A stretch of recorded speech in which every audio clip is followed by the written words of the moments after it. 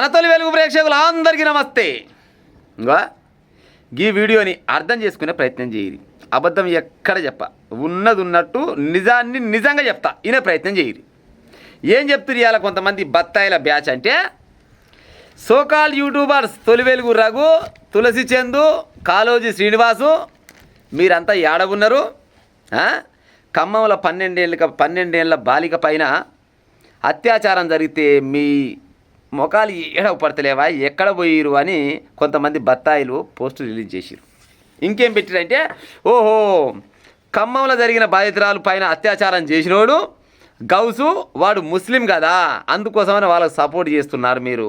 అయితే ఓకే, హిందువులకు జరిగితే మీరు ఎన్నడూ స్పందించరు, ముస్లింలకు దాడి చేసినోడు ముస్లిం కాబట్టికే తనకు సపోర్ట్ చేస్తురా తొలి వెలుగు రఘు, తులసి చందు, కాళోజీ శ్రీనివాసు అని చిన్నపాటి పోస్టర్ రిలీజ్ చేసి ఇవాళ.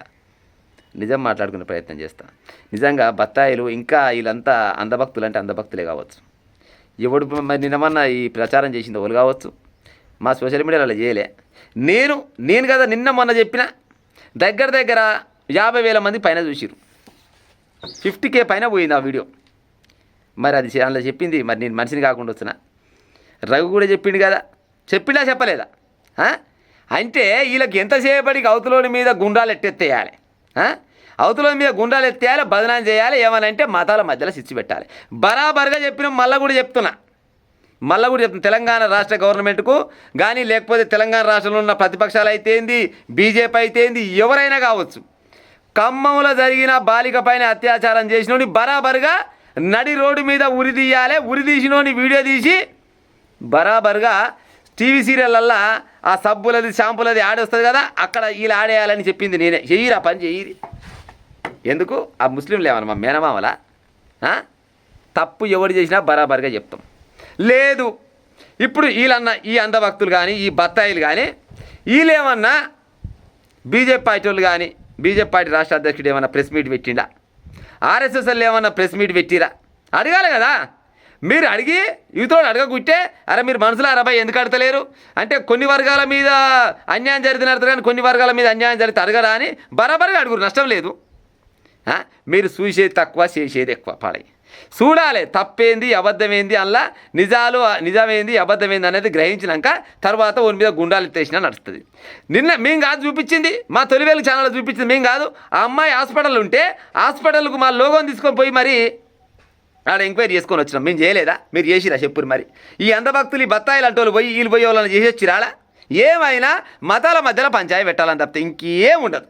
ఎట్లుంటే మరి నిన్న మన బండి సంజయ్ కొడుకు విషయం వల్ల మరి మీరంతా బయటికి వెళ్ళిరా? ఆయన బండి సంజయ్ కొడుకు విషయం చెప్పినాం, ఇవాళ ఈ గౌస్ అంటోని విషయం చెప్పినాం. అన్యాయం అక్కడ జరిగినా ఇక్కడ జరిగినా ఎవరికి జరిగిన అన్యాయం జరిగితే బరాబర్గా వాళ్ళని లోపడేయవలసిందే, వాళ్ళకి చెమడలు చేయవలసిందే, వాళ్ళకి శిక్ష పడాల్సిందే అని కొట్లాడలేదా ప్రజలారా? చెప్పు. ఇప్పుడు మామూలుగా నా వీడియో నిన్న కూడా వచ్చింది కదా, నిన్న వచ్చింది మొన్న వచ్చింది.